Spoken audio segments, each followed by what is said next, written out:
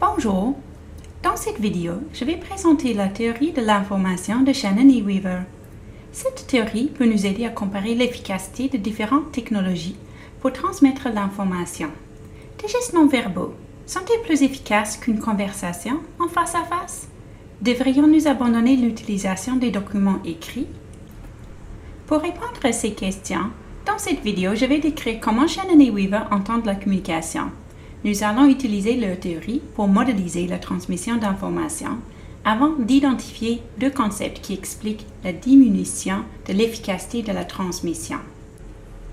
Selon Shannon et Weaver, la communication est la transmission de messages sur de grandes distances. À leur époque, on utilisait des technologies comme poteaux télégraphiques pour envoyer des messages.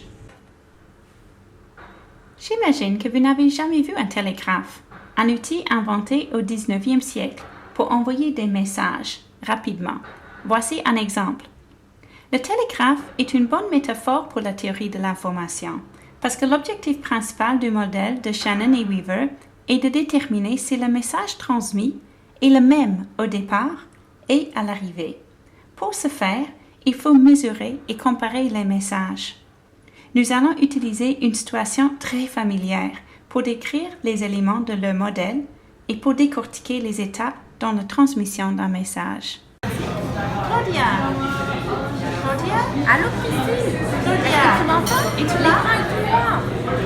Es-tu là? Skype ne fonctionne presque jamais. Es-tu là? La source d'information produit un message. L'émetteur transforme le message en signaux. Le canal est le moyen utilisé pour transporter les signaux. Le récepteur reconstruit le message à partir des signaux. La destination est la personne à laquelle le message est envoyé. Pendant ce processus, la transmission du message peut être perturbée par du bruit. Si nous utilisons le modèle pour analyser ce qui s'est passé dans l'appel Skype raté, nous pourrions dire que mon cerveau était la source d'information. J'avais l'idée de parler avec Claudia à distance. L'émetteur dans ce cas était le microphone qui a transformé le message vocal. Le message émis était « Claudia, Claudia, es-tu là ?» Le canal était l'air ou les ondes magnétiques, comme vous voulez. Nous entendons que le message n'était jamais reçu ou qu'il était incompréhensible parce que les mots n'étaient pas clairs. Le récepteur était son ordinateur et elle était la destination. Où se trouvait le bruit? Peut-être le message était perturbé par une tempête de neige. Le problème était le canal. Nous allons utiliser le modèle pour analyser une interface pour aider les personnes en situation de handicap à accéder aux services gouvernementaux en Australie. Au lieu d'envoyer des lettres rédigées dans un langage bureaucratique incompréhensible, le gouvernement a proposé d'utiliser l'intelligence artificielle pour rendre les services plus accessibles.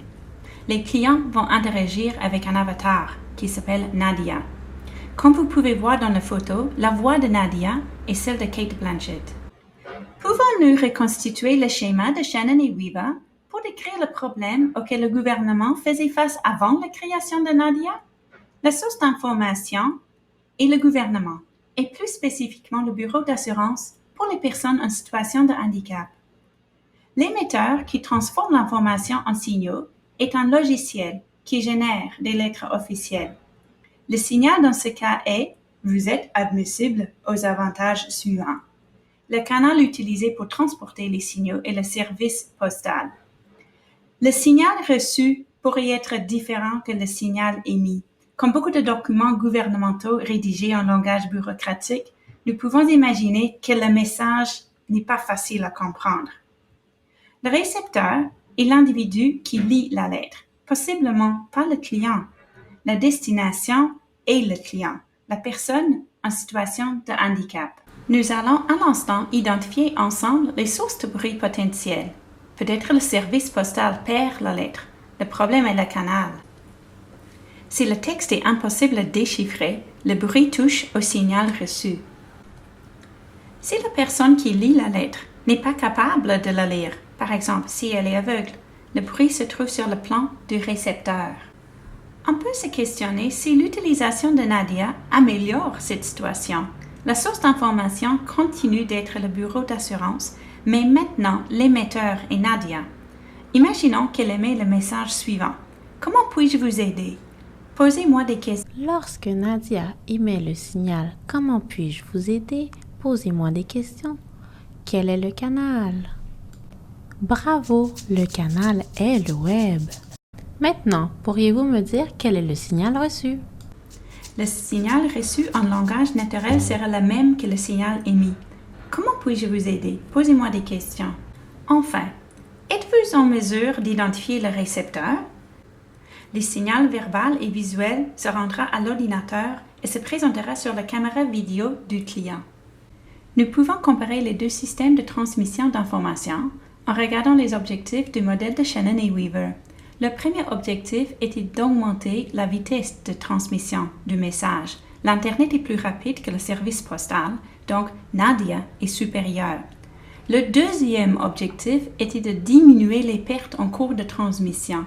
Avec l'ancien système, nous avons repéré 3 sources de bruit: le service postal, le langage bureaucratique et le signal mal adapté au récepteur. Avec Nadia, les possibilités de bruit ont diminué. Seulement un mauvais fonctionnement de l'Internet pourrait empêcher une bonne transmission. Shannon a identifié 2 problèmes clés. Le premier problème était l'existence d'un haut niveau d'incertitude où nous avons trop d'informations. Attention! Ici, il n'utilise pas le concept d'information dans son sens commun. Dans son livre, il explique que l'information est ce qu'on pourrait dire ou la liberté de choix dont on dispose lorsque l'on sélectionne un message. Par exemple, si quelqu'un a écrit son numéro de téléphone sur une serviette dans un restaurant, il est fort probable que l'écriture sera difficile à déchiffrer. Quel est l'avant-dernier chiffre? Vous avez plus d'un choix, n'est-ce pas? Le chiffre pourrait être un 2, un 3, un 6, un 8, un 9 ou même un 0. Si vous voulez l'appeler, vous avez beaucoup trop de choix, ce qui augmente l'incertitude. En plus, la transmission du numéro de téléphone de votre ami potentiel manque de précision, parce qu'il y a plus d'informations reçues qu'émises. Pour bien comprendre le concept d'information, utilisons un autre exemple, celui de la plongée sous-marine. Ici, la capacité du canal physique est très limitée. Nous ne pouvons pas parler facilement sous l'eau. Cette limitation a mené à la création d'une série de gestes non-verbaux pour transmettre des messages indispensables avec votre partenaire de plongée, montant, descendant, danger, entre autres. Dans ce cas, il n'existe pas d'autre choix pour s'exprimer. L'information étant très limitée, l'incertitude est minimisée et la transmission du message est plus efficace. Le deuxième problème qui diminue l'efficacité de la transmission est la répétition inutile d'informations, ou ce que Shannon appelait la redondance. Fréquemment, nos messages contiennent beaucoup de superflu à cause de la structure de la langue qu'on utilise ou des exigences des conventions sociales. Faisons un exercice pour voir la redondance en pratique. Voici un extrait de la 4e de couverture du roman suédois « Le vieux qui ne voulait pas fêter son anniversaire » par Jonas Jonasson. J'ai supprimé au hasard chaque 7e mot. Mettez la vidéo en pause et remplissez les blancs. Comparez vos réponses avec celles de l'éditeur. Probablement, vous avez deviné la plupart des réponses parce que vous comprenez la structure du français. Cette information utilisera une bonne partie de la capacité du canal, sans ajouter beaucoup de valeur. Cette vidéo vous a présenté la théorie de l'information de Shannon et Weaver.